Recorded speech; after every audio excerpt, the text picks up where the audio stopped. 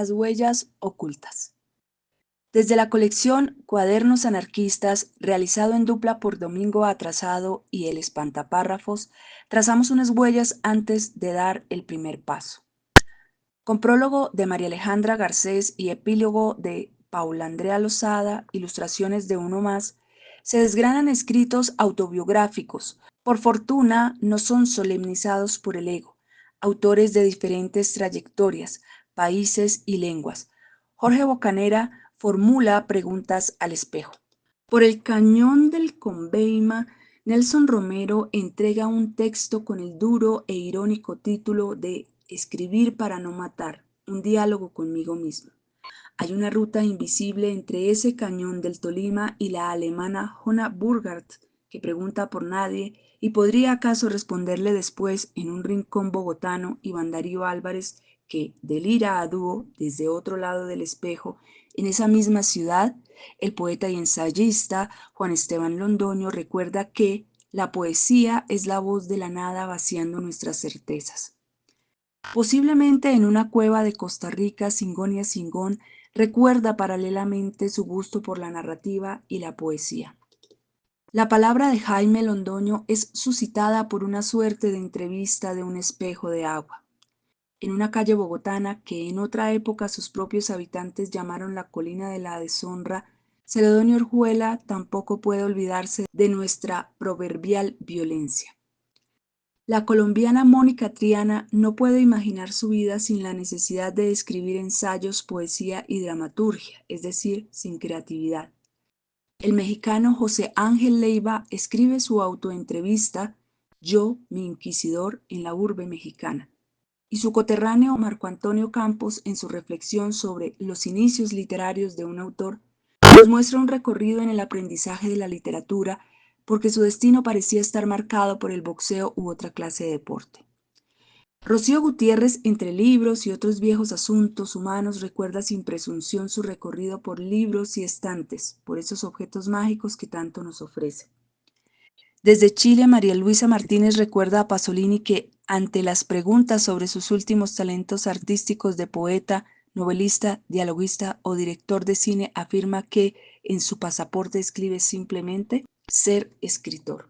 Los varios escritos de María Luisa Martínez se pueden definir de la misma manera. Olga Bula manifiesta en el texto titulado Me acuerdo que esto le suscita tremendo lío, pero dice que por fortuna ve que aunque pueda resultar difícil por rozar el narcisismo, la propuesta permite el humor o algo que se le parezca.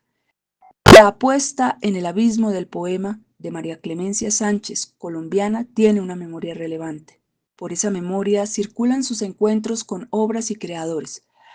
Autores como Blanca Varela, Anís Colts, en el ámbito imperioso y de sus autores como ya de manera personal el colombiano Rómulo Bustos, revela su gusto por poetas del talante de García Lorca, Blanca Andreu, Antonio Machado y por este lado del catalejo Giovanni Quesep. Las huellas ocultas atrapa un escrito del poeta Robinson Quintero visto a contraespejo.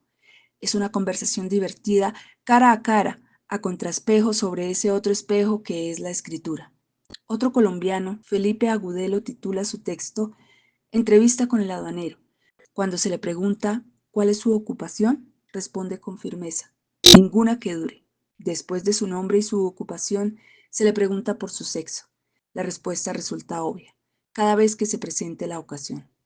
Para Eugenia Sánchez Nieto, su poesía es un acto de crítica al igual que la filosofía, aunque no de manera racional, sino a través de imágenes que pueden provenir de la ensoñación. Ella habla de una época en la que visitó la poesía, cuando en Colombia llovían las esquirlas de las bombas. Guillermo Linero se pregunta algo atónito, como la mayoría de los escritores de este libro, ¿que cómo me parece esto de autoentrevistarme? Y responde, a través del arte, desde la función social del artista, siempre en una trinchera lastimada de las artes visuales y la escritura. Manuel Pachón pareciera invertir el juego a partir de la pregunta expandida y la respuesta es corta. Pareciera proveerse a sí mismo y obligarse a responder no solamente por las palabras y las letras, sino por la encarnación de la poesía. El gusto por el sombrero, la vestimenta blanca, y es de los pocos que hablan del amor en esta autoentrevista. Rosaura Mestizo da testimonio del mundo de sus lecturas como El país de Alicia.